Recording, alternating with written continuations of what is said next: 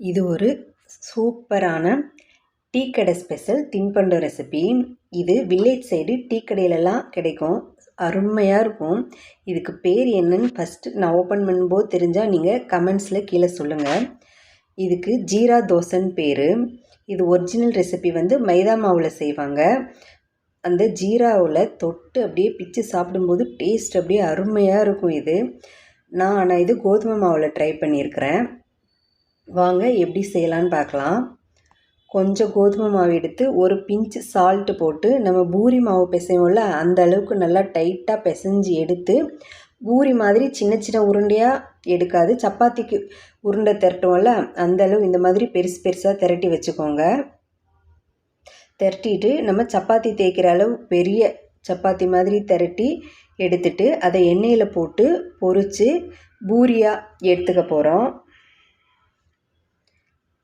எண்ணெயில் போட்டு பொரித்து 2 பக்கமும் நல்லா கலர் சேஞ்ச் ஆகி வர்ற அளவு பொரித்து இதை எடுத்து தனியாக வச்சுருங்க. இப்போ நம்ம சர்க்கரை பாகு ரெடி பண்ண போகிறோம். இதோட மெயின் நேம் சர்க்கரை பாகு தான். சர்க்கரை பாகு ஊறுறது தான் அந்த டேஸ்ட்டே வர்றது நமக்கு. இப்போ பூரியெல்லாம் பொரித்து எடுத்ததுக்கப்புறம் நான் ஒரு சின்ன டம்ளர் சர்க்கரை எடுத்திருக்கேன். அதே டம்ளர் ஈக்குவல் தண்ணி. இதுக்கு பாகு பதெல்லாம் தேவையில்லை. நம்ம குலோப் ஜாமுக்கு பாகு ரெடி பண்ணுவோம்ல அந்த மாதிரி தான். தண்ணியும் சர்க்கரையும் சம அளவு போட்டு ஏலக்காய் விதை மட்டும் இடித்து போட்டுக்கோங்க. சர்க்கரை நல்லா கரைஞ்சதுக்கப்புறம் தொட்டு பார்த்தா கையில் லைட்டாக பிசு பிசுன்னு இருக்கும்ல அந்த பதம் வந்தால் போதும். நீங்கள் அப்போ ஸ்டவ்வை ஆஃப் பண்ணிக்கலாம்.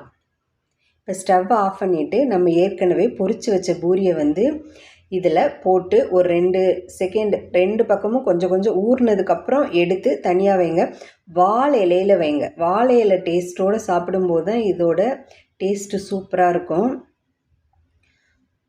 இந்த மாதிரி 2 பக்கமும் திருப்பி போட்டு எடுத்து வாழை இலையில் வச்சிங்கன்னா அந்த சூட்டுக்கும் அந்த வாழை இலையோட ஸ்மெல்லுக்கும் செம்மையாக இருக்கும்.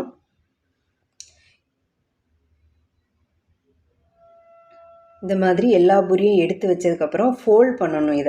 இதை மடித்து லேயராக சாப்பிடும்போது தான் இதோட டேஸ்ட் இன்னுமே நல்லாயிருக்கும்.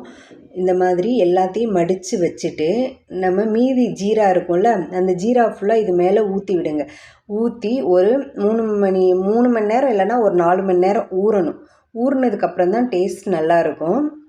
ட்ரை பண்ணி பாருங்கள். இந்த வீடியோ பிடிச்சிருந்தா please like and subscribe my channel. Thanks for வாட்சிங். பை.